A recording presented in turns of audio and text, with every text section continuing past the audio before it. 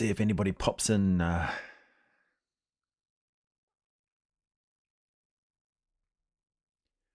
we go. We're all live.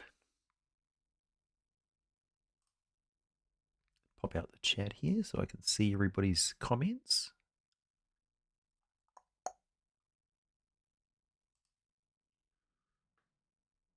Feeling so long since I've live streamed, things have changed.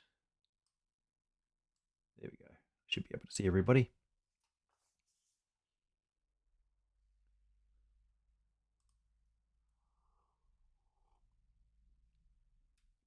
I know it's like 9 p.m. over in the States right now, but I thought somebody might be alive. Hey! Hey, Volps. How's it going? Hey, Matthew. Nice to see you. I thought I'd pop in before I upload another video because the next video I'm uploading is on a controversial topic that I wanted to reassure everybody is no longer controversial, and I thought I'd talk about it, as well as just general news. Nice. What were you watching? Or reading? Yes, Maztica, indeed. 10:43 in Florida? Well, that's a reasonable time. Yeah, it's a random me. Hey, Moondog.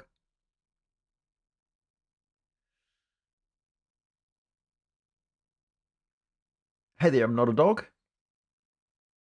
Hey, Comic Nut. Man, all the regulars popping in. I love seeing you guys. Close to 10. Yeah.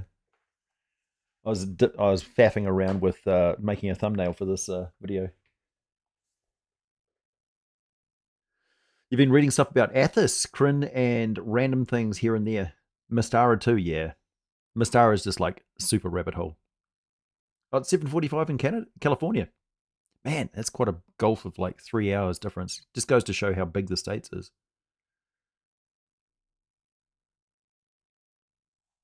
Hey, Third Old Realm? Third Old Realm.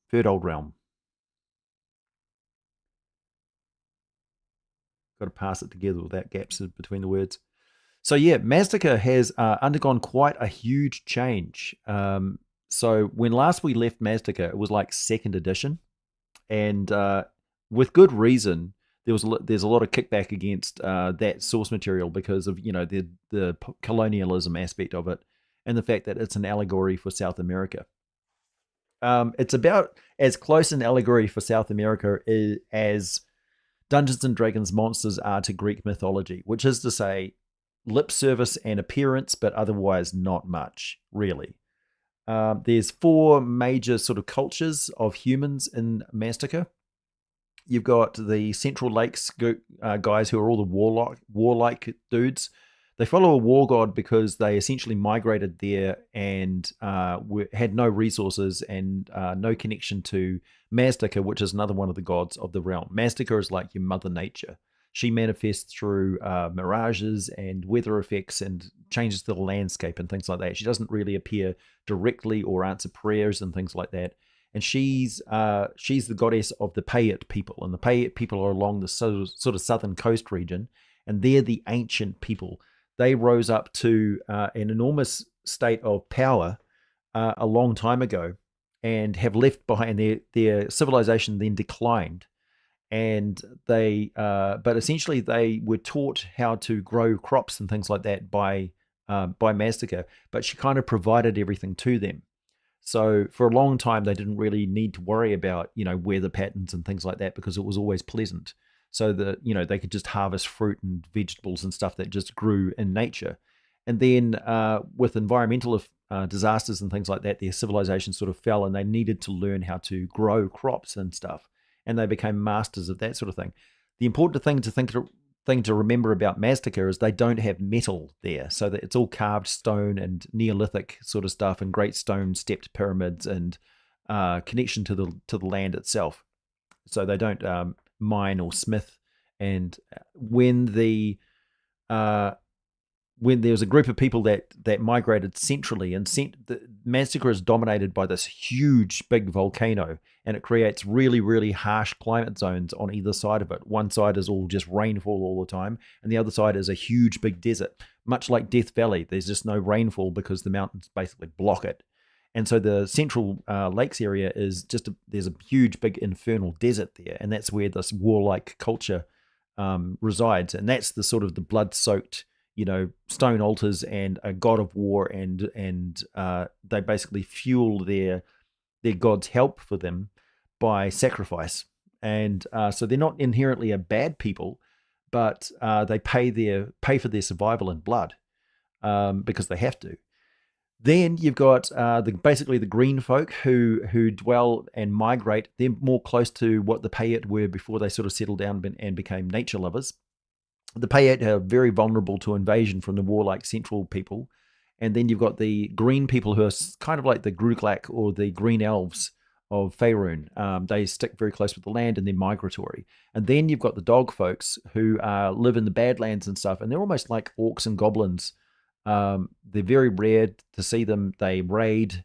There's very little known about their culture, but they're brutal and survival orientated and also migratory, very much like an orcish culture.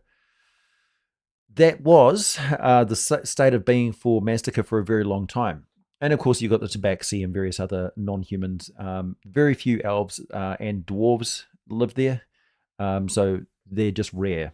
Then what happened was the Sword Coast and the city of Arm sent over a bunch of colonists, basically explorers, who landed in Mazdaca and set up a port and essentially reenacted colonialism of South America 2.0. And this is where all the controversy comes in because, it's a bloody and bad part of the history of the Americas with good reasons, the Spanish conquistadors and stuff. And that was reflected in that source material. And so post second edition, they didn't really touch it with a barge pole. Nothing really else was done with it outside of the box sets and a few novels. So it kind of just languished. And then what happened was during 3.5 edition, of course, we had we had major cataclysms. So between second edition, 3.5 edition, fourth edition, and now we're into 5.5 edition, Mazdaca got ripped off the land during the last spell plague, ripped off the world of Toril entirely. So we know very well about Lantern going missing and going over to the world of Abir. So Abir is described as the sister planet of Toril, and a lot of people think that it's on the other side of the sun and so it's sort of blocked but orbiting in the same ring. But what it really is it's an alternate prime material plane. So it's like an alternate dimension, a parallel dimension to Toril, because it got sort of phased out of existence by Ao, because he was sick and tired of all the warfare between the gods and the primordials, and he said, okay, woof, we're going to split the world into two different places. One is ruled by the gods, and the other is left to the primordials. And the primordials have Abir, and Abir has no weave, for instance. It's all primal power. It is ruled by dragons, because dragons are creatures of magic, and the magic that flows through the land in its primal form is directed and sustained by dragons. Much like if you've watched my video on great worm dragons, you'll know what that's all about. Their layers and their sub-layers around it direct their own weave of magic across the land, but it's a primal draconic form of magic. So it's lightning bolts, steams of streaming acid, geothermal power, and blasts of direct energy and things like that, not the subtle sort of arcane stuff or the song magic of the elves and things. It's more primal. So Mazdaca gets thrust onto the world of Abir, suddenly appears out of nowhere.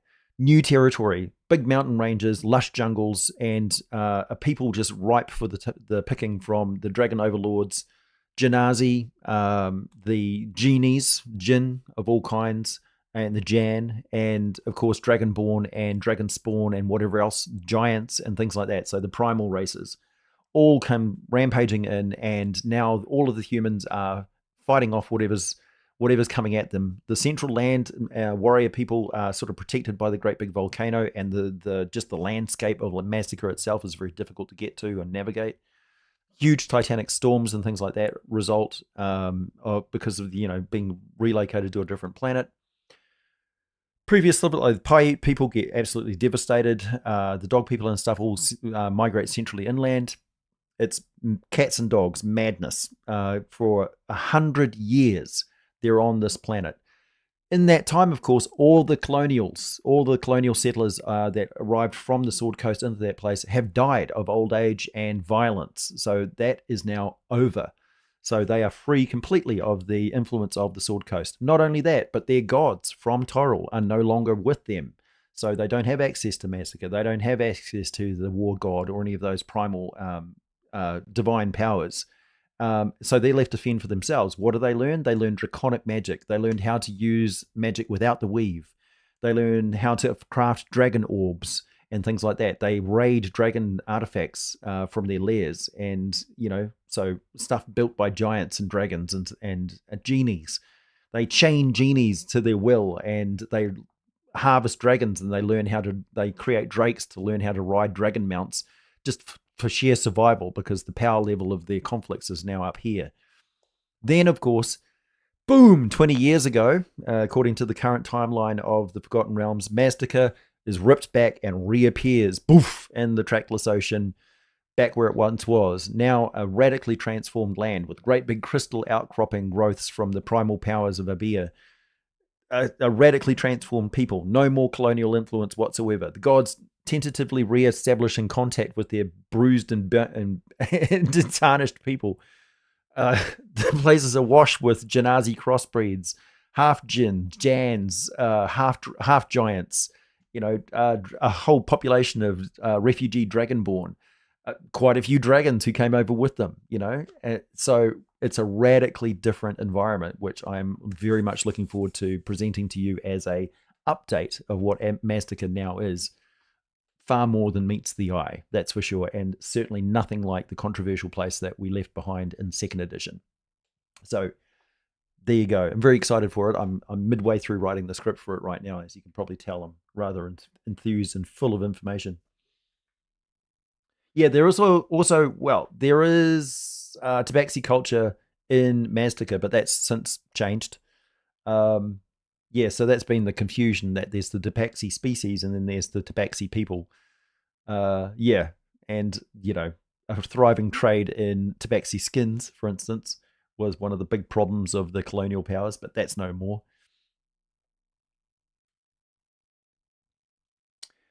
There is some 4E content for Mazdaca, only for the Eagle and Jaguar warrior kits. Yeah, it's like lip service, a little bit of fan service in there.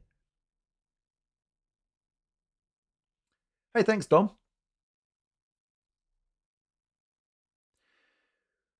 If you have any questions for me, just pop them in a super chat and I'll see them straight away. I might miss them otherwise. Is there any race of space giants at all? Yeah, there's a kind of. They're not true giants per se, but there's these giant space people. Like they sort of contemplate things and sit on asteroids. They're not that interesting, really. Most of the things in Spelljammer are basically gotcha monsters that you can encounter when you stop at a location. So they're like a one-hit wonder. They don't really have any influence on the whole environment of Spelljammer. It's more like you land on an island and there's a cyclops. You land on another island and there's a hydra. You land on another island and there's this. Yeah. So they're not as interesting monster ecology wise, and quite often they're very scant on that. They're just sort of like, what does this weird creature do, and then move on. It's all about landing on a place, trying to get resources as quickly as possible to restock your ship, and then getting off the place because it's dangerous. And then hopefully you've got enough stock to so you don't run out of air and starve in the middle of space. I really don't like Spelljammers in that regard. But yeah, there's giants in Spelljammer. As far as I know, the giants don't have any spelljamming ships, but that would be cool. Gigantic ship that comes out of nowhere. Yeah, the Contemplators. That's the one.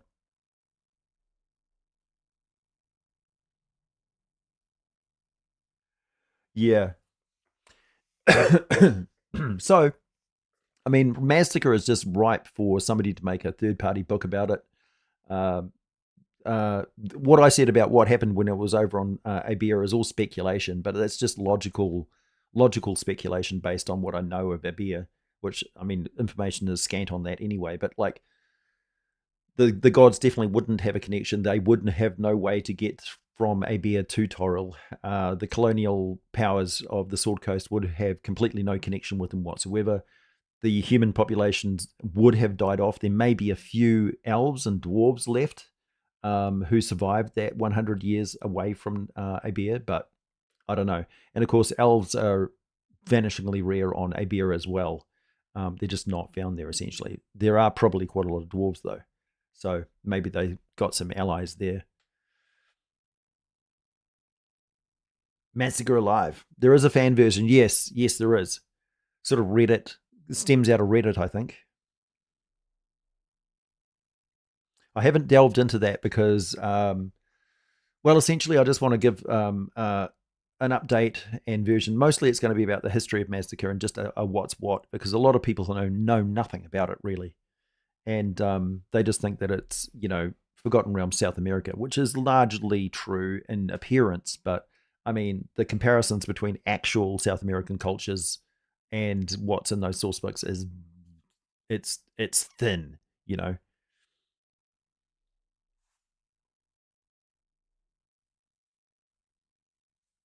Yeah.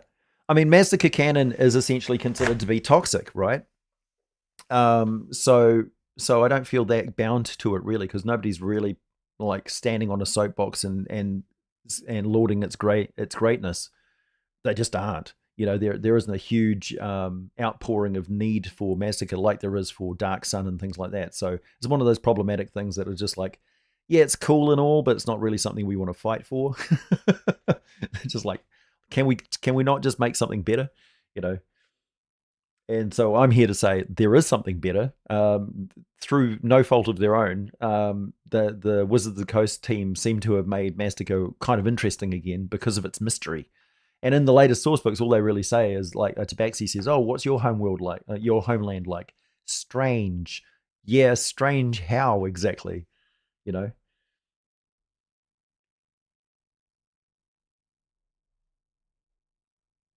Yeah, four gimmicks in a boat shaped trench coat. Yeah, exactly. Hey, thanks, Gene.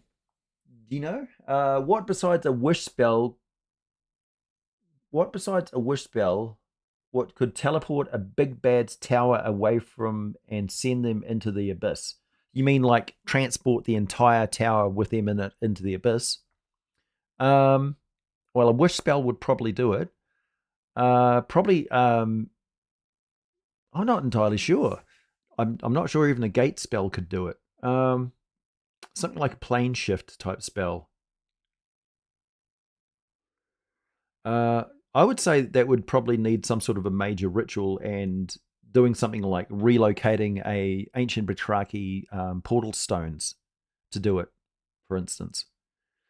Um, yeah, it's tricky.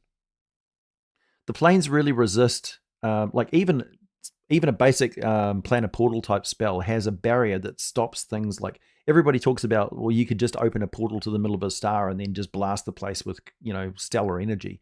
That's not the way that portals operate. They have a barrier that stops anything from going between the two, which is not a sentient life form. Kind of like the Terminator coming through time, and he has to have skin, a living tissue around him. You can't just send back machines or inert matter for some reason. Well, that's certainly the case when it comes to magic. The other option, of course, is enlist the help of a god or an immortal. They could do it.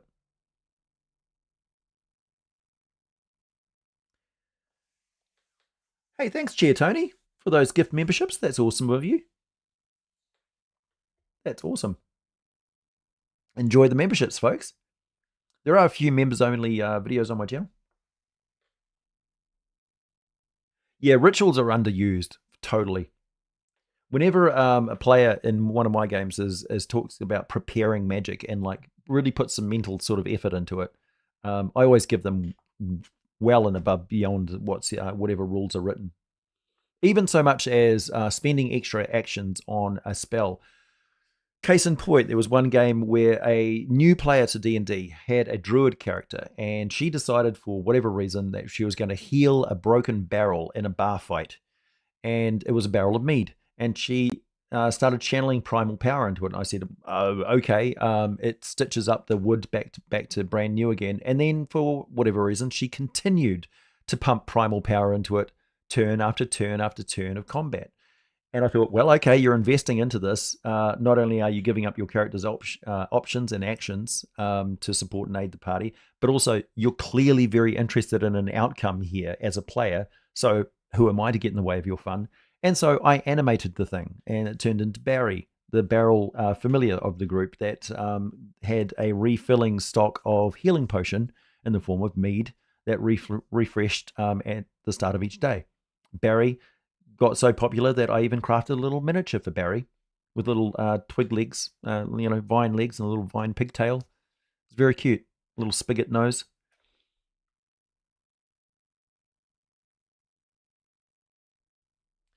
Yeah, Wizard of the Coast has been hit, little hit, miss for the most part. And they succeed despite themselves for the best part, for whatever reason. I think I'm not entirely convinced now that they've lost most of the original staff and have brought in new sort of people and are going totally digital. I think now that they've embraced the idea of going totally digital, there'll be a sweet spot where they're trying to attract everybody to D&D Beyond with some like quite good content, maybe. And then the Magic the Gathering creep will come in where they start releasing book after book after book after update, and they'll cut it into smaller and smaller sections. You know they will, just like the card sets that they started pumping out 22 of them a year. And the seasons is exactly the model that's your big red flag that's going to happen. So every season there'll be more content, more content, more content, more content that you pay for and microtransaction and microtransaction and microtransaction. And so instead of having source books, which are a grab bag gazetteer of all sorts of different stuff, so that you have to collect them all just to play the game that everybody else is playing, which has been a nightmare for the last few years. And the reason for my lack of interest in the books, it's like just stick it all into a guide or a compendium or whatever. But no, they have to have a little bit for this and a little bit for that and a little bit for this. Got to have another player class. Got to have some more feats. Got to have some more magic items. Got to have a little bit on this. Got to have a new monster, and shove them all into the same book. It's like, so that's a problem. And, print is dead for these big companies, really. I can understand why they're going over to digital. It's a clear sign of them following the shareholders' demands to have more profits. And the way they do that is by microtransactions and digital content. Obviously, Hasbro has never been a book producer. They make toys for kids and they make stuff, basically gambling games for kids. That's why we have Dungeons and Dragons pinball machines and Dragons. Well, that's a bit unfair. We have Dungeons and Dragons slot machines, and Dungeons and Dragons is all over casinos and stuff like that because, Konami and Twitch and the little tokens and stuff that you spend on Twitch and all of that all comes from the same sordid bunch of fucking people who exploit people. So every time you buy something and it turns into a token on a website that you're spending on something, that is gambling science. They do that so that you are divorced from the fact that you are spending money. So every time you're on Twitch and you're giving bits or points or whatever, that's exactly where it comes from. They're trying to get you hooked because these people aren't gamers. They're business people and they know how people think. Don't go to Cambodia. No, not on my hit list of places to go. Well, I mean, the fourth edition was a really good tactical game. It was a terrible role-playing game. You had to sort of work at it to make it a role-playing game. But it was really good for a tactical miniatures game. It really was. D&D stamps, yeah. Well, at least they have the actual currency printed on them for the most part, I think. Yeah, dopamine hits, exactly. So there'll be plenty of releases, and there'll be hype train, and there'll be YouTube channels which pop up around the latest releases, and there'll be all that hot activity and stuff because people will fall for it and people will cater to it. Obviously, I'm not going to be one of those people. I'm going to continue, updating the Forgotten Realms to where it is now because I think it is interesting, and you still can be a fan of the Forgotten Realms for sure without being really, suckling at the tit of the corporate that's making it. Really, D&D's older than Wizards of the Coast, and it will survive Wizards of the Coast. Really, I believe so. D&D caffeine patches. Now that's appropriate. I still haven't got a sponsorship from Bad Dragon or Monster Energy. More's the pity. I do, however, want to shout out a brand new thing. You can get in on the ground floor of this, actually. Just between you and me, don't tell anybody else. There is a website called the Central Nexus. Go and look it up right now. It is shaping up to be a competitor to Roll20 and Foundry. It's being built by one guy, so one vision. I've been consulting with him and helping him out a little bit. It's got a complete archive of all of my videos, which you can search and find all the videos. So you can just type in Stone Giants and it will pop up my video. It comes back to YouTube, so I get paid. But he's basically archiving, collecting all of my my YouTube content there, along with other resources and things like that. He's built a VTT so that you can. It's still in beta, so it's very much the ground up. So you'll get there and go hello, and there'll be like nobody but me and you and a few others there. This is how fresh it is. So this is our chance to get into the Central Nexus and like build a culture of gamers for gamers, because he's very much listening to the people who show up first. And it's one of those situations where, like, can you imagine being there during the beta test of like Roll20 and saying, well, we need like a marker that can draw this, or like, can you have the ability to like draw a thing and then just turn it into a token which I can blow up and move around on the map? This is the power that you will have. So yeah, Central Nexus. Go and check it out. And by the way, I'm going to be running games there too. So you started in basic in '79. I'm an '84 basic guy.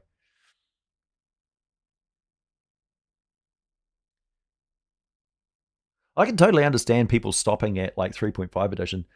It had its problems, but it also had a lot of stuff that 5th edition doesn't have, like templates and effective character levels, and like even 4th edition minions. They're sort of bringing bits of 4th edition back into 5th edition. Have you noticed?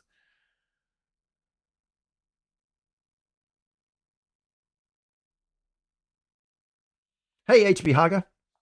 Roger. Oh, prestige classes, yeah.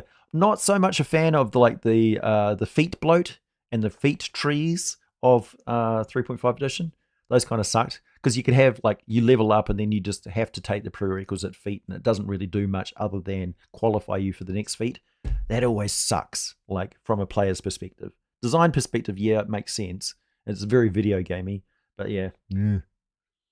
I kind of like 5th edition's whole package feats, and the more they move away from that, the more sucky they become. Like if I want to be an archer, I want to take the archer feat and be a good archer. Like that should be a major aspect of my character. Hey, thanks, Matthew. Do I have any idea for my next video remaster of older content? Yes, kobolds. Kobolds is my next remaster, because kobolds are now a playable character species, and I have a lot of information on kobolds. Not only that, not just the kobolds themselves, but kobold culture and all the nasty tips and tricks that kobolds use, including just how freaking deadly a pointy stick with some shit on it is. Like, you do not want to get stuck with that.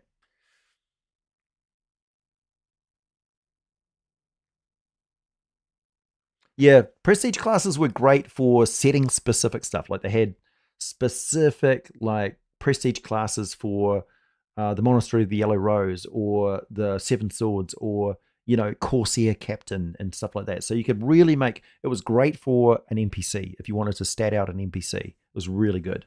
Or you had a very specific campaign arc. You could make a very specific build for your character.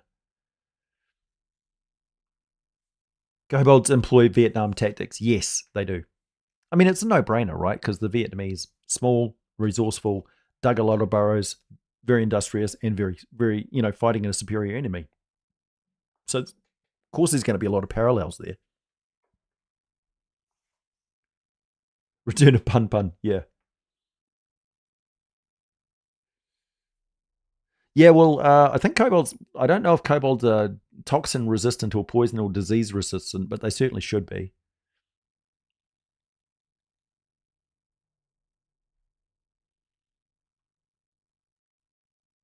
Did I? Sorry, do you know? What did I miss? What did I miss? What did I miss? Oh, there you go. Sorry about that, Gino. Do you ever have trouble coming up with names for your campaigns? Campaigns? I don't really name my campaigns. I name the worlds and things like that. I mean, like the typically it'll be like a novel, a cover of a novel, or it'll be a particular aspect of the campaign, like the Broken Witch of the Bloodwood, the blah blah blah of the blah blah blah, something like that. It'll be descriptive more than anything because I really want to remember what the campaign is about. So if I give it some sort of cryptic name like Gorthumba, it's like, what the fuck does that mean? But if Gorthumba is the great fanged dragon of Blackwood Peak, I'll just call it the great fanged dragon of Blackwood Peak. You know, that's how I do it. So no, I don't really have any problem or trouble coming up with or remembering the names of campaigns per se. Normally, my campaigns will be just named after the crowd of people that I'm playing them with. So it'll be the Tuesday campaign or the Discord group test group campaign or something like that. Very again, very descriptive. If I'm writing an adventure, then it's going to be something that just hooks people and it's going to be descriptive. So you want to promise them something with the title and then deliver it really heavily in the adventure. Yeah, Fang Dragons are cool. Swords in the Rose after Guns and Roses. Yep. Yeah, for sure. It's funny that you should mention Guns N' Roses because I've got a Welcome to the Jungle, but done with South American sort of instruments. Sounds really good. If you join my Discord channel, and particularly if you are any sort of like member of my YouTube channel, or you are one of the members of my Fourth Wall, or a paid subscriber to my Substack, you get access to the Gluminati section of my Discord server, where that's where I share a lot of the stuff that I'm working on. That's where I get a lot of suggestions for material because anybody who's in there is somebody who's supporting me directly financially. So I consider them my bosses. And they haven't steered me wrong so far on any of the content that I produce for them. It's all been popular and all made me money. So it's a win-win as far as I'm concerned. So, and there you've got direct access to me basically 24/7 because I work online like all the time. The only time I'm really not available is when I'm sleeping, which is rare. You got Athasian hobbits? Yeah. Massacre's got hobbits too, by the way. And again, nasty hobbits. They're essentially pygmies, pygmy jungle warriors. Hey man, I don't feel so good. I don't feel so good.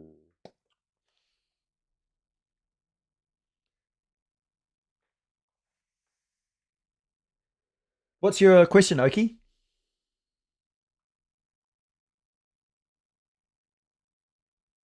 I'm not ignoring you. I'm just talking.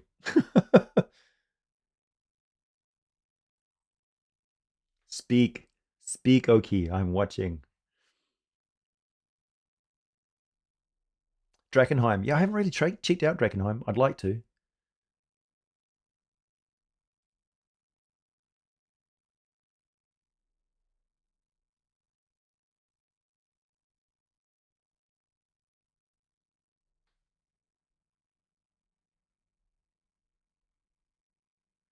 Yeah, Massacre has cannibal hobbits. I mean, cannibal. When you think about it, the appetite of the halflings, right, sort of lends itself towards the forbidden meat, long pork. You know what I mean? Oh, there you are. Okay. Hey, AJ, I have a question. If a baby green dragon is beat by a PC in a fight, and the baby green dragon has no parents, would the baby green dragon follow the PC that beat it, only to get big enough to eat them? They are a predator. So the natural inclination of baby green dragon, because don't forget, baby green dragons are born intelligent. They're not like an infant human. They're not like, they are born able to hunt and kill. And they hunt and kill by silence, stealth, subterfuge, and manipulation. That is in their DNA. So they will play a cute little baby dragon if it means getting free food and being carried around and being taken to places with target rich environments. But Lady Farfalui's pet Pomeranian will go missing. You know, the cats in the neighborhood will all die. You know, there'd be poisoned birds and begard drakes and stuff all over the place as this thing slowly goes about its business. You will be the last one to know what it's up to, and all the while it'll be play acting. You know that it's your cute little fluffy companion, when in actual fact it's lying down next to you to see if it's big enough to swallow you whole. You know, give it access to a guillotine, it'll chop you into little pieces and savor every single morsel, because they are predators. They are evil. That means that they're only interested in their own interests and the interests of dragons, not the interests of humanoids. Humanoids are meat. We smell like delicious bacon.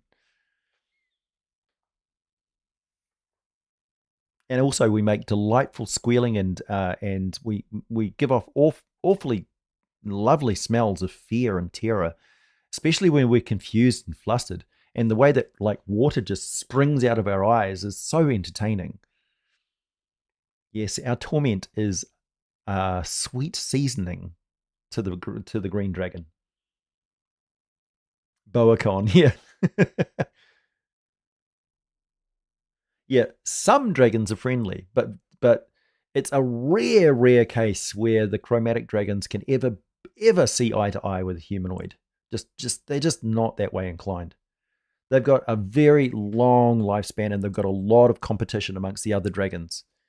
And yeah, they need to get onto their plans of building a lair and getting a mate and getting reputation, so that they can have their own territory and stuff, so they can establish their lairs, build their hordes, and start channeling arcane power into them so that they can grow stronger than their biological needs. Otherwise, they're going to be trapped as a mortal creature and just be the punching bag of every other magically enriched dragon around them. So they've got really very strong survival tactics and survival, drives, instincts to get ahead of the dragon supremacy race. Because if they don't get ahead, then some alternate parallel dimension version of them is getting ahead, and they are already out of the running. So they are aware of this at an instinctual level, if not mentally, then at least intuitively.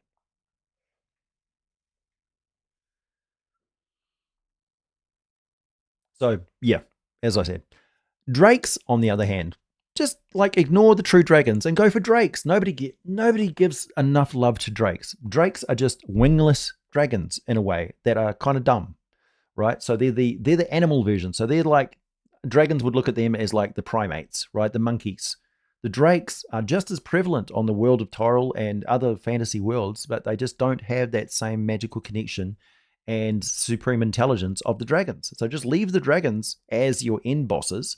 And when you want to have draconic stuff going on, which the players and other mortals can interact with, give them drakes, give them wyverns, give them that sort of stuff. Just leave the true dragons for the big ticket item. Don't demean them by making them safe. Don't detract from the impact of dragons. It's called Dungeons and Dragons. The dungeons should be able to kill you. Dragons should be a real threat to your entire party. Every single time they come anywhere near you, it should be oh shit. We're here for the like the big fight. Yeah. So don't rob from dragons. Give it to the drakes instead.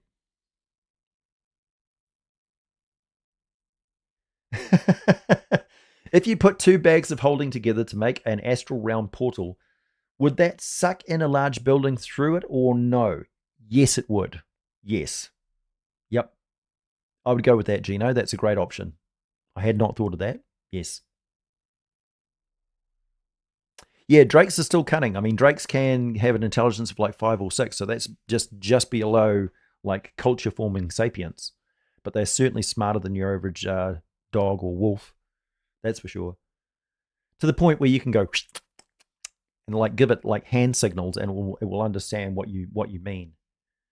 But of course, you've got to overcome a lot of their territorialness and aggression, because they're bigger than you. They can eat you, right? So you've got to have a good reason not to. So you need to supply it with basically everything that it needs, all its wants and stuff. And yeah, you do need to raise it from an egg. Otherwise, you're just food. It has to look at you as an equal, not a master, an equal. Dragonelles, yep. Yeah, there's lots of drakes. There's drakes for everything. If you thought there were a lot of dragon types, man, particularly in the Feywild. Hey, thanks, Cheer Tony. I am running 2 campaigns that parallel one another. One good aligned group and one evil aligned. I don't know they're racing against one another. Oh, they don't know they're racing against one another. I love doing that. This is great. Have you ever run something similar? And yes, how did it go? Yes, I have. So I didn't run them parallel in the same game session. I ran the same game session, and I ran the first group through. They weren't necessarily evil, but when you think about it, evil is a matter of perspective, and they were just really, really weird. Like, okay, so this is what happened. I recorded everything that happened during the game, and then the next group came through, and the first group was there currently, but as the form of NPCs, and I was describing everything that they were doing through sound and through the actions that the other party could see. And of course, the party was completely perplexed at the weird shit this group of people was doing. Like, what? Like, why did they throw a grenade out the window? Or like, what is the noise? What is that thumping noise? And like, I'm just narrating exactly what the previous players got up to. And it flummoxed the next party that came through. It was incredibly entertaining for me as a dungeon master to do this, because I'm just like, yep, that's what they do. Like, I can't explain. I'm just reading off the thing, man. It's like, yes, that's what they do. Why? Why would they do that? I don't know. Yeah, it's great. It's a really good option for sure. Pseudo dragons, fairy dragons, and Chihuahua dragons. The fire dragons. Yes, fire drakes. Fire drakes are cool. Yeah, all murder hobos are evil to society's point of view. Yeah, yeah. Your average adventuring party, no matter how good their intentions, can come across as evil to another adventuring party, for sure. For sure. First of all, they don't know who they are. Second of all, they're in their turf. Third, they're in some like suspicious looking place, like a dungeon or something. Like, what are they up to? They must be in cahoots with the Lich. Or they're just competition. They come to get our loot. Hey man, don't kill that monster. That was ours. Even the best intentions. So yeah, two parallel campaigns. Very good thing to do. Everybody should do it at least once. You don't even need to worry about good aligned or evil aligned. Just have them with at cross purposes or going for the same thing, and therein lies the thing. It's now a cannonball run essentially.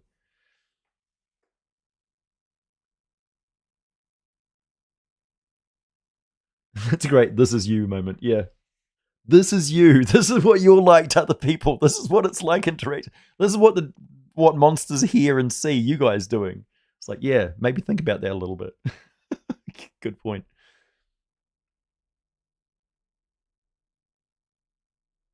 Where they met, but they did not know they were seeing each others. Not only that, but I've had a trickster god of one of the player characters was a cleric or bard of a trickster god, right? So it was like his pact patron. And he decided to try and pull the wool over the eyes of this god by concealing something that he was doing. Of course, the trickster god saw exactly what he was doing and decided to mess with him. So he basically put in their place an encounter with a broken magical artifact. The magical artifact was the form of a crystal, basically the dark crystal, that split reality into 8 so it turned into a cross-spatial rift between various parallel dimensions where there were exact duplicates of the characters, but not quite. And then, of course, all of these characters from these alternate dimensions were all coming to the same place at the same time because they were following very, very closely similar histories, except in this world, so-and-so didn't die and so-and-so is still alive. Or in this world, this person's this and not this. In this world, blah, blah, blah, blah. And then they interact And I just sat back for about 15 minutes as the one player was having a conversation with an alternate version of her own character for 15 minutes. No interjection from me whatsoever. The other two were like having mental breakdowns as they were trying to figure out like what. And then another person was like, I like that version of this character much better. Can I be them? And then at the end of it, I was just like, I had lost track of my notes for who was where and where they came from. And I was like, oh shit. Like some of the player characters are going to get stranded in alternate dimensions if I don't like do something about this. So they slapped the broken bit of crystal back into it. It boom locked back into place. Reality shifted back into its proper alignment, and things that were from this dimension got slingshot back into where they were supposed to be. No questions asked. And everybody sort of went, blah, blah, blah.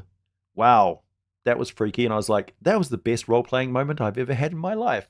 As a dungeon master, I just sat back and watched you guys talk for 15 minutes. You were totally immersed. Totally immersed. It was great. And all I did was hold up a mirror to their own characters. Narcissism. Works every time. Dark Crystal. Yeah. Gelflings.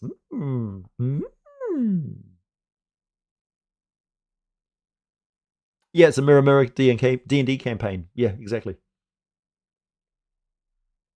Kobold Press has so many monsters. Yep. I know you usually compile data, but have you ever covered those? Would you? Yes. Yeah, for sure. I'll cover the Kobold Press monsters for sure. I'll invent lore for them if I have to. But don't forget they've got the world setting in Midgard, so it would kind of be a disservice of me to not mention stuff about Midgard. I do actually have the Midgard world book. I just haven't run any games in it, so it's not really, unlike you. I don't read things, unless I have to. So I spent a lot of time reading Dragon magazines and old source books and cross-referencing and wikis and all that sort of stuff. But actually sitting down and reading a campaign book cover to cover that's like takes me just as much time as anybody else.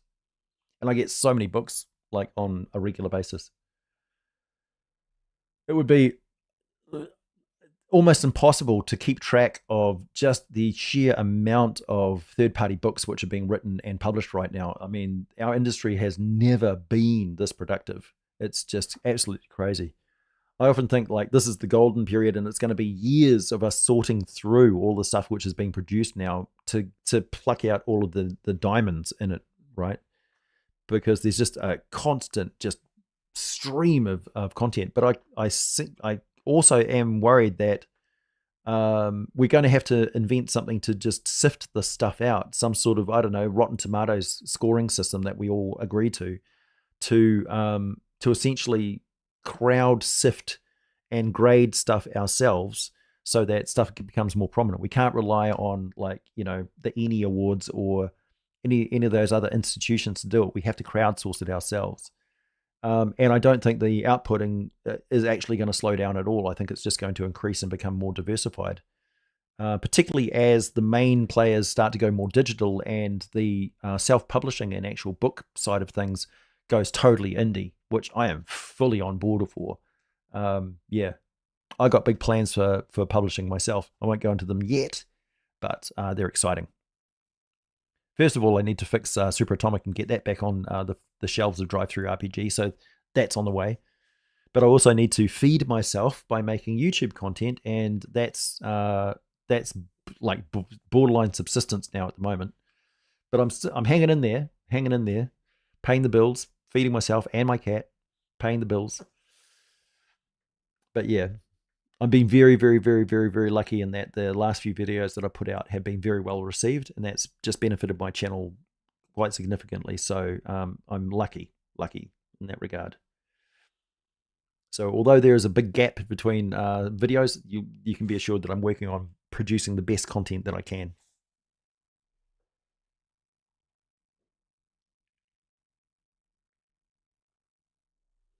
Yeah, those that survive determine hierarchy. Yeah, that's true. And that's the same with publishing too. The more legs a title has, the more people who play it, the more people who talk about it. I mean, Shadow Dark got legs and got a lot of recognition and has got staying power because it's just quantifiably good, and the people who play it enjoy it and want to play it again. I've been very heartened by the fact that people who have playtested Super Atomic want to play it again and again and again. They've likened it as a refresher, like an aperitif or beer and pretzels in between your meal. So it's like it's not a thing that you would run a campaign, although you can run a campaign, and we have been running consistent games. It's like we play D&D, we play D&D, we play a bit of this, we play a bit of this, and then we play Super Atomic to like just blow off steam for a half hour or an hour or two, because it's very, very fast. You can do a whole adventure in like a couple of hours. Yeah, it's amazing how fast it is. So, but it's also frenetic. Like the pace of it is just like you're on the edge of your seat and you sort of burn out after a few minutes and like, oh man, I need to have a drink. I'm like, I've been laughing so hard, I'm hoarse. Hey, thanks. Thanks, man. Thanks, Tom. Thank you. Just won level 20 campaign, only PC to become a demigod. Nice.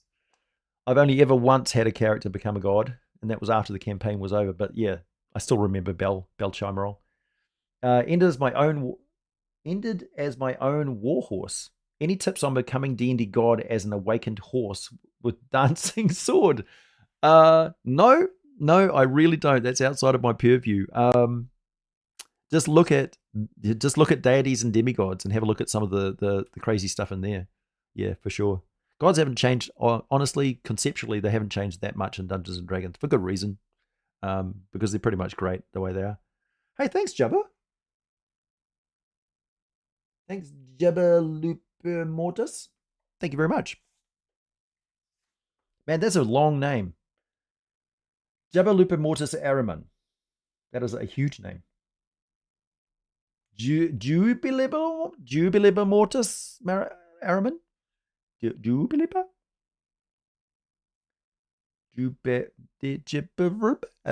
Now I sound like an AI. Thank you.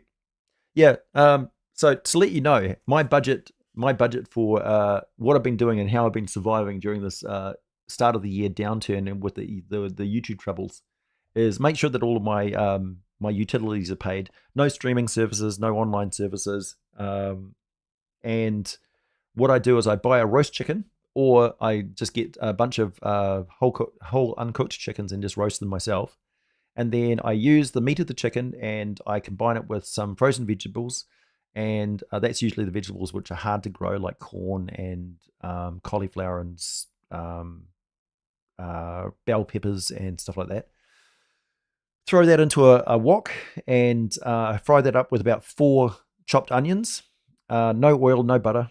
And then I throw in a jar of satay sauce or some teriyaki sauce or something else like that, and some water. Cook that for a while, and then just basically combine it over a cupful of basmati rice. And that is my meal for the day. Done. And all up, it cost me about, say, $15 to $17 for all of my food for that day. So, yeah. And it's got all the requirements that I need. Plus, I take a multivitamin every now and then and just otherwise survive on flavored water and coffee with the occasional treat of a Monster Energy drink. And that's what I've been surviving on since the start of the year.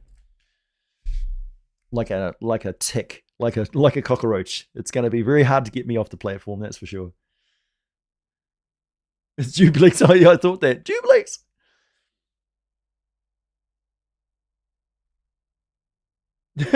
He had a player play as a horse. His name was Mimi Big Pony. I like it. Oh, I see. Book of the Dead. Yeah, stir fry, man. I mean, it's super fast, super delicious. You using a cooked chicken already, you avoid all of the problems of like chopping up chicken meat and stuff on your counter and having to wash and clean everything, and it generally lasts like for as long as I'm gonna.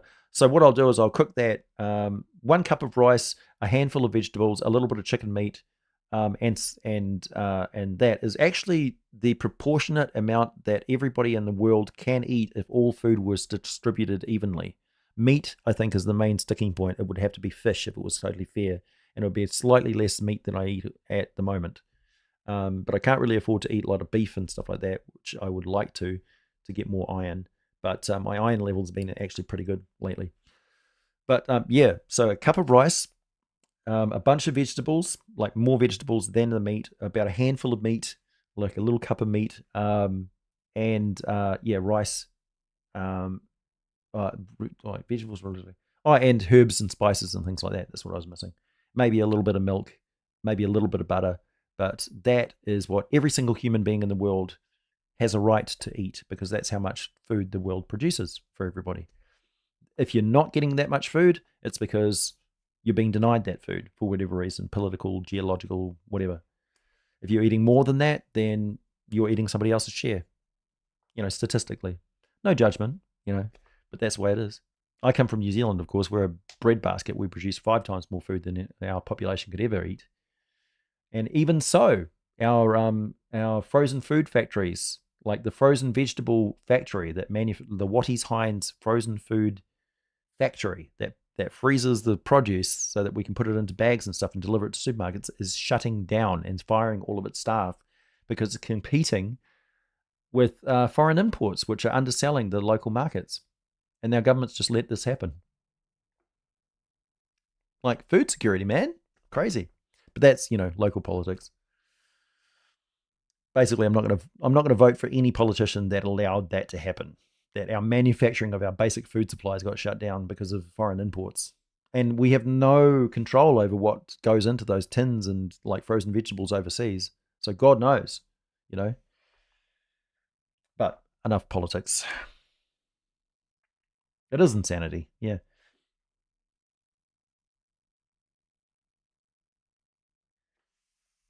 No, it's a global problem. It's a global problem with free trade that foreign companies, big foreign companies, undercut local markets, and you should always guard against that happening because you will lose. So what they're trying to do essentially is turn you into indentured customers, so that you have no local supply. You have to rely on all this imported stuff, and of course, now we've got a global oil pricing problem. We're going to have a shipping problem, aren't we? Hmm. So what happens when we've got no local supply? Everybody fucking starves. That's not good. And because it's way the way all the manufacturing is way over in some other country, where's your regulations? Where's your FDA? Where's all the controls over what's in that stuff? Where's the monitoring? Oh, well, we need to cut back for austerity. Yeah. Meanwhile, we're all getting health defects. Having children with like flipper limbs. No good. No good can come of it. No, you got to grow local. If you can't grow local, buy local.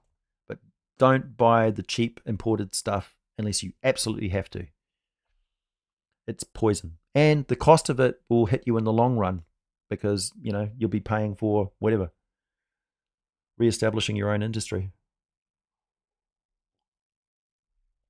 Medical costs, transportation costs, pollution, exploitation of local workers that are outside of your government's ability to control.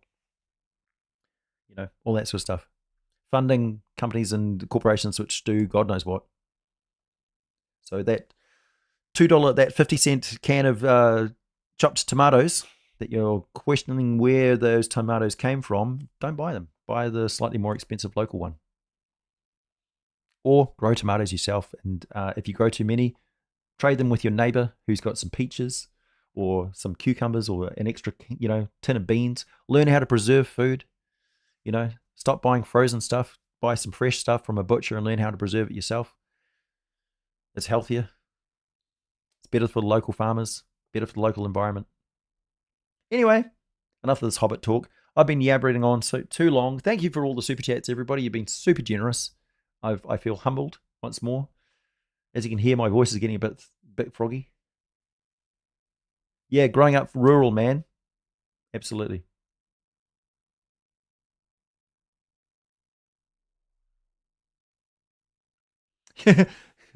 we do have a, yeah, New Zealand is a hunting paradise. I do not own a gun, unfortunately. I went hunting a lot with my dad and not my brother, but friends and things. New Zealand is a hunter's paradise. Deer stalking through like primordial forests and stuff like that. Yeah, you do not want to get in a ground campaign with special forces from New Zealand. You'll never see us coming. Or it'll be like, yeah, I think they're around here. Yeah, We were the SAS special troops that were in Vietnam were known as the Ghosts by the Vietnamese, and they informed their troops to, if the New Zealanders are in the area, do not engage, leave, do not engage them at all costs. they we scared the shit out of them. Yeah, but don't glorify war or anything. We were recon troops essentially. I cast gun. Yeah, I got no problem with guns, but guns that are used, for hunting food, not people. I don't like guns that kill people. Yeah, I don't think there's any excuse for that sort of shit. It just ends up, everybody locking their doors and getting paranoid. Crime is just, poverty or addiction or some other social problem. Very few people are just inherently evil. But when you do find the inherently evil people, don't shy away from calling them that and dealing with them. Hey, thanks, sir. Thanks, Jude. My sister lives in New Zealand. They were flooded and underwater. Was that near you? No, in my area, yes, there was a lot of flooding around the Bay of Plenty. There will be more flooding for sure. It's going to hit New Zealand's infrastructure quite severely. A lot of the Pacific Islanders are now facing like critical water shortages because their land and all their water sources are salinated, so full of salt from the sea rise. So we're going to have a lot of like refugees and stuff arriving in New Zealand and Australia, and all of the Pacific Islands will basically empty. It's inevitable at this point. Ocean rise is going up, and faster than people predicted, which doesn't surprise me at all, because melt doesn't happen slowly. And the flooding and things like that is mostly around coastal regions of New Zealand, but a lot of our roading is around coastal regions as well, and those tend to get hit, particularly waterways and things. It's not as severe as when we had a lot of like really torrential rain, and we had a logging situation where a lot of the pine forests and all of the offcuts of branches and things were not cleared away and burnt like they should have been because there wasn't enough supervision of the industry. And that all got washed up into basically big log plume flash floods that took out bridges and things like that and totally cut off communities. So that was fairly severe. And we're now sort of taking steps to stop that from happening. And the forestry industry has gone, my bad. It's like, yeah, we really should be charging you billions of dollars to fix all those roads and stuff. It's like, yeah, maybe you should. Doesn't really help the fact that IKEA came over here to set up a shop, and they've already bought up a bunch of our land for growing pine trees, of course, because IKEA mostly produces wood kit set furniture, right? So for them, it's a no-brainer. Buy up a bunch of renewable, sustainable forestry areas, and then we can produce our own kit set furniture and stuff and sell them to the New Zealanders, and then sell it all, through our IKEA outlets around the world. Great tactic. However, unfortunately, they saw a loophole in that they didn't need to put in fire breaks and stuff like that between these blocks of huge amounts of very tinder dry wood in an area of the country that is prone to catching on fire and burning into raging infernos, putting the townships and stuff in those areas in great mortal peril. This is no excuse for doing this, because over in Sweden and places where these companies come from and operate from, they do have this sort of regulation and stuff like that. They know what those regulations and things are for, and ignoring them and putting those forestry into place the way it is nothing short of negligent evil on their part. And I think they should be severely slapped, not just by New Zealand, but by the world. So next time you go into IKEA, mention that a New Zealander said, your forestry practices in this country are absolutely abhorrent. Shame on you. I'm not going to buy from this store today. I'm just going to come in and eat a meatball and shit up in your bathroom. Do better. So yeah, very ashamed of my Scandinavian brethren for that. But once we noticed what they were doing, we there was a news report on it that I think suitably shamed them right at the time that they were launching their store. Don't do that, New Zealand, man. We don't take that sort of shit lightly. Will we see more fellow scholars in upcoming videos? I hope so. I hope so.